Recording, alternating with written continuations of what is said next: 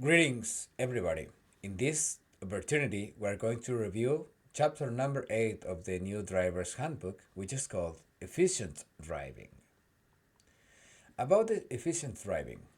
In this chapter, we want to give you the necessary tools to reduce fuel consumption while driving. The importance of this is rooted in that improving your driving habits will produce benefits, not only for you but also for the environment, and will benefit the safety of roads and highways in the country. What do we understand for efficient driving? We use the concept or efficient driving to make reference to an attitude and to a type of driving that will allow you to obtain greater energy performance in your vehicle. The information contained in this chapter has as main objective to help you develop habits that will allow you to improve your driving continuously, as well as to look at some basic aspects of vehicle maintenance, which in the end will have an impact on fuel consumption reduction.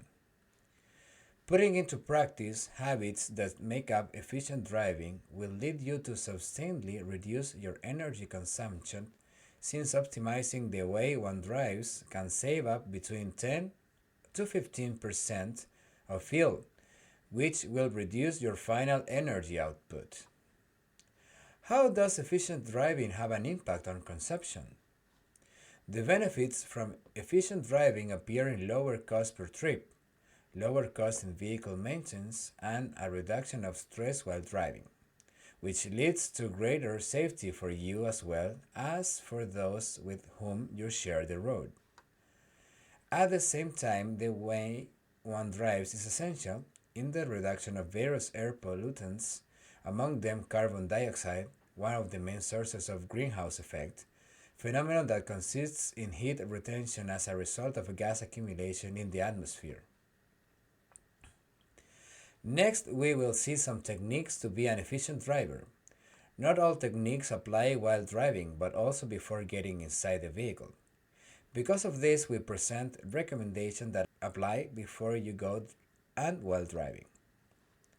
Consumption reduction applying efficient driving.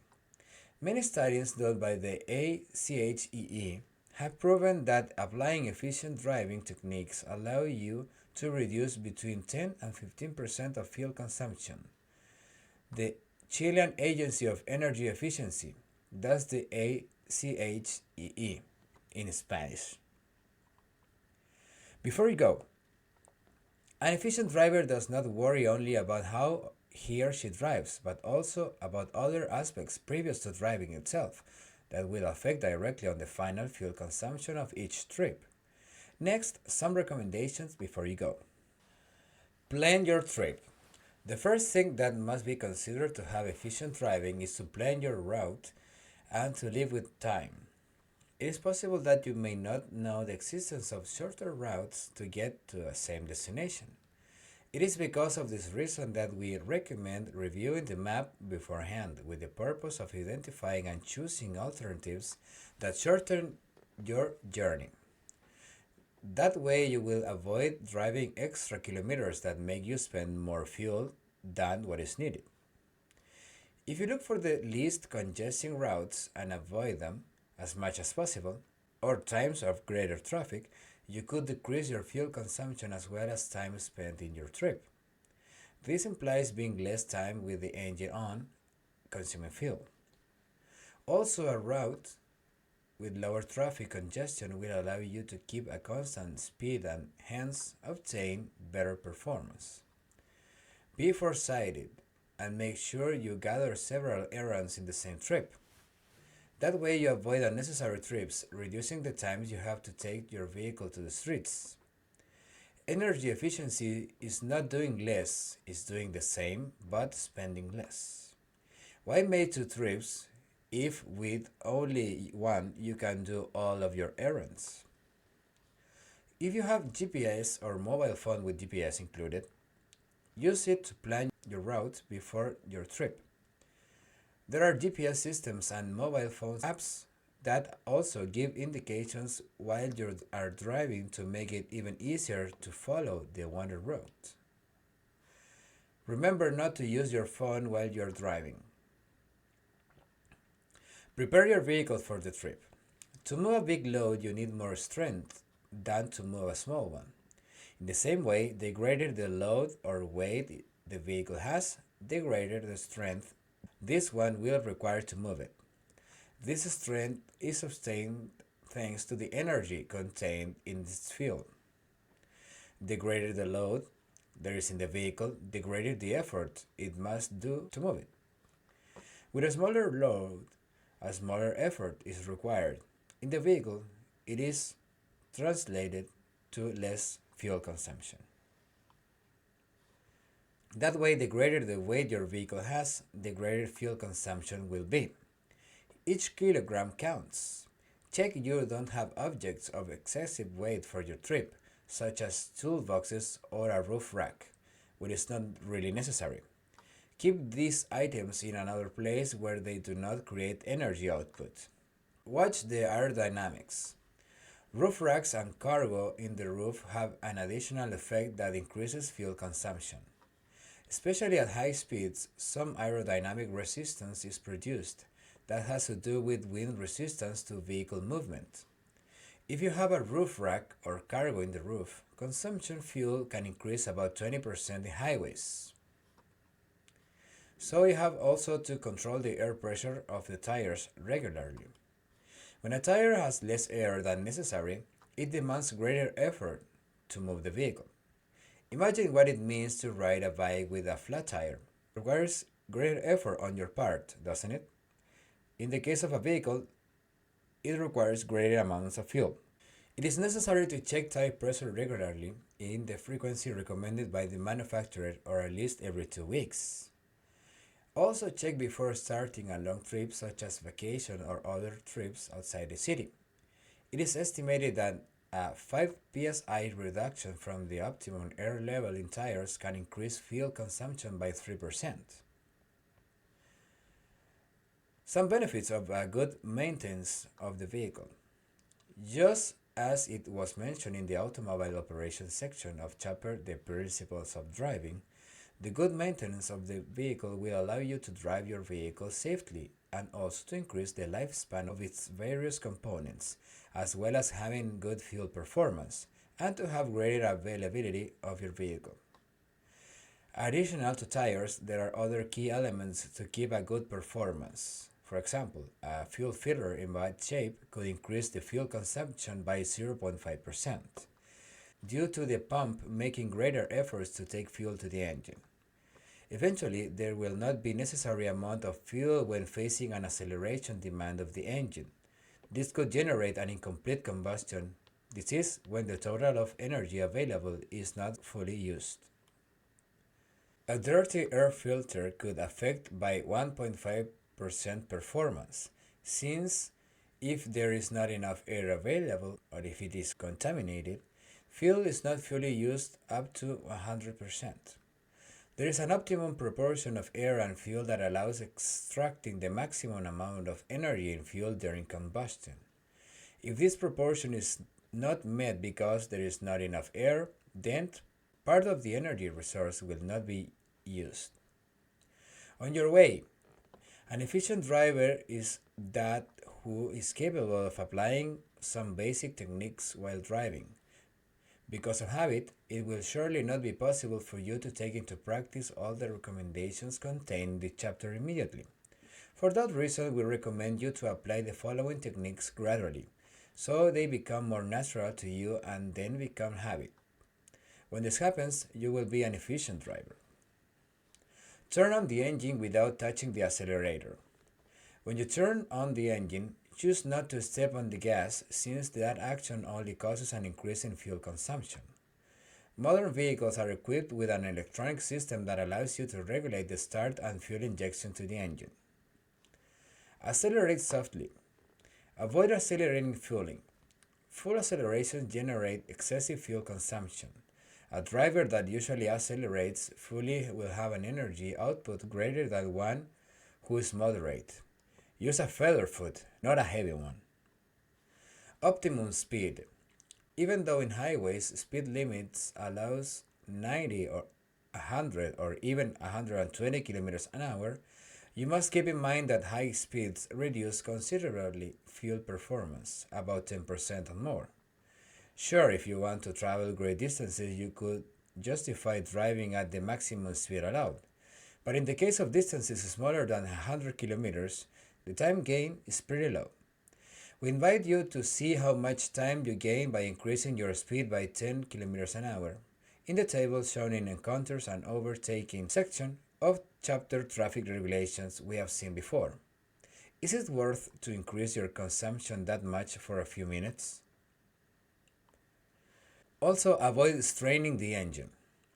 An overloaded engine at higher revs will have greater fuel consumption. Because of this, it's recommended to keep revs in relatively low ranges. This is achieved by keeping higher gears while driving, third, fourth, or higher. For example, to drive at 70 kilometers an hour, although it can be done in fourth or fifth gear, choose the highest one, where you could reach higher performance. Because lower gears have greater fuel consumption and higher gears will have better performance since the engine will work at lower RPMs. This advice is only applicable if the vehicle you drive has a manual gearbox. In case of automatic transmission, if you avoid accelerating fully, the vehicle generally chooses the highest gear possible. To the contrary, if you are used to pressing the gas pedal fully, the vehicle could choose lower gears to increase power, which will, in the end, increase consumption. Keep safe distances. To determine the necessary distances with respect to the vehicle before you on the road, you should consider not only the stopping distance that was discussed in the chapter Energy and the Laws of Physics. You should also consider that keeping enough distance will avoid braking and accelerating constantly. This last practice entails a repeated demand to the engine power, generating greater fuel consumption. For this reason, to keep a good performance, it is necessary to keep a safe distance. So, what would be a safe distance? This has to be analyzed considering circulating speed, traffic flow, weight being carried, and the braking capacity of your vehicle, which will in turn depend on the condition of tires, brakes, and pavement. This could be equal or greater to the suggested distance in Vehicle Location section to chapter Traffic Regulations. Keeping little distance with the vehicle before you forces you to brake and accelerate repeatedly, increasing fuel consumption. However, a greater distance allows you to brake in advance or even avoid doing so in some occasions, only by holding the vehicle and letting go of the gas and with the gear on. Avoid last-minute brakes. In order to reduce energy consumption, it is recommended braking in advance always when possible. That way you will reduce the time you keep your foot in the gas unnecessarily. If you see a red traffic or a stop sign, you could start reducing your speed slowly and using the gearbox. Initially, you must keep the gear on without stepping in the clutch or shifting to neutral, and then reduce gears one by one if you need a faster braking. Reducing speed by keeping a gear on cuts fuel injection, hence its final consumption in the trip will be less if you adopt this as practice. Also, it increases the vehicle's braking capacity, as seen in section The Force of Gravity of chapter The Principles of Driving. If you plan your braking before an imminent stop, you will save fuel during great part of the maneuver. Remember to accelerate slowly after. But if you brake at the last minute, besides exposing yourself to an accident, you could lose the opportunity to save up fuel and gain no time. If you stop for over a minute, turn off the engine. It is common that during your trip some lengthy or unexpected stops come up. A flagman and an accident or making a purchase demands stopping for longer time than usual. In these occasions, and as general rule, in any stop longer than a minute, it is more cost effective to turn off the engine and turn it back on after. Red stop lights in general last shorter than a minute, so in that case it is not cost effective to turn off the engine. Overtaking and emergency situations. In overtaking or emergency situations, safety must be above economy, meaning some efficient driving recommendations can be overlooked to avoid putting at risk your trip's safety. It is recommended to overtake only when you have enough distance to not strain the engine and not put yourself or others at risk. Now, well, as was mentioned in the chapter Individuals in Traffic, being under a lot of stress constitutes an important risk factor, as well as becoming a cause of excessive fuel consumption. For this reason, we repeat the recommendation of avoiding driving under severe stress conditions.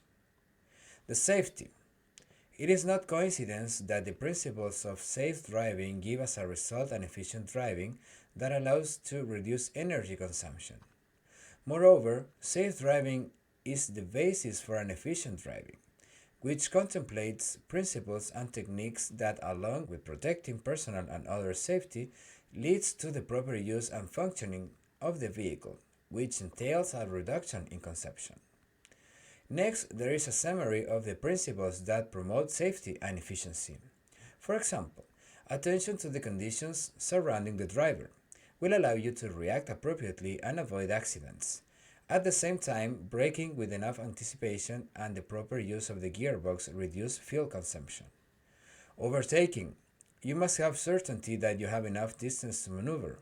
This will avoid increasing the vehicle's RPM, generating excessive consumption. Minimum distance with the vehicle ahead. It refers to the necessary stopping distance to not collision, as well as to avoid braking and accelerating constantly, which would generate greater consumption. Health, stress, and tiredness. Being less alert constitutes a risk factor since it affects on erratic behavior such as delaying shifting gears, braking with the wrong technique, among others. Frustration and or stress states turn the person into a potential aggressive driver who becomes more daring and ignores the efficient driver's techniques, encouraging greater fuel consumption and risking not only his or her own safety, but also the safety of other users of the road. All the recommendations seen in this chapter of efficient driving will help you increase the safety of your trips, take better care of your vehicle, and decrease fuel consumption, benefiting not only yourself but also the environment.